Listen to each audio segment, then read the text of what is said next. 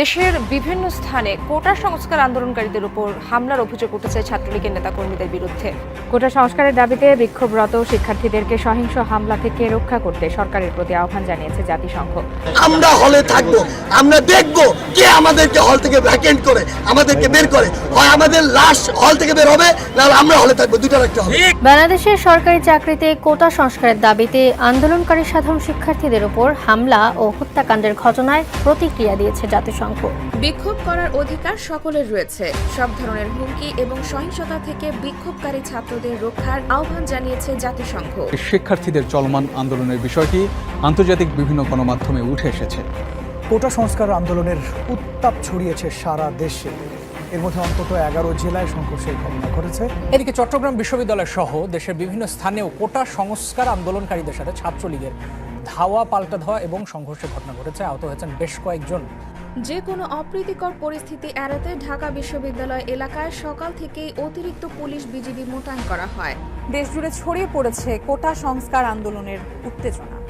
সোমবার সারা দেশে ছাত্রলীগ, যুবলীগ ও পুলিশের সঙ্গে দফায় দফায় সংঘর্ষ হয় শিক্ষার্থীদের।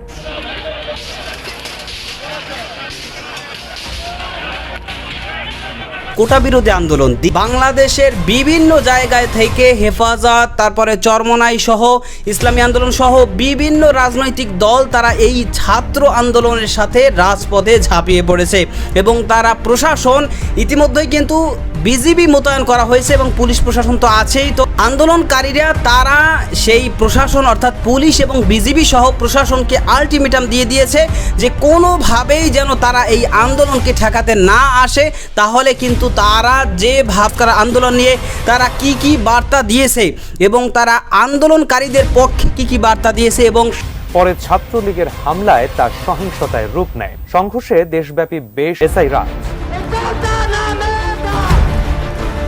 কোটা ইস্যুতে চলমান আন্দোলনে দর্শক এই বিষয়গুলো আপনারা দেখলেন। তো এই যে দেশের যে পরিস্থিতি এবং জাতিসংঘের পক্ষ থেকে যে বার্তা দেওয়া হয়েছে, পুরো ভিডিওতে যে বিষয়গুলো আপনারা দেখেছেন সেই সম্পর্কে আপনাদের মতামত কি সেটা কমেন্ট সেকশনে জানাবেন এবং এই যে আন্দোলন, এই আন্দোলনকে আপনারা সমর্থন করেন কিনা সেটা কমেন্ট সেকশনে জানাবেন। ভালো থাকবেন, সুস্থ থাকবেন, দেখা হবে নতুন কোনো ভিডিওতে, কথা হবে নতুন কোনো বিষয়। আজকে পর্যন্তই। আসসালামু আলাইকুম ওয়া রাহমাতুল্লাহ।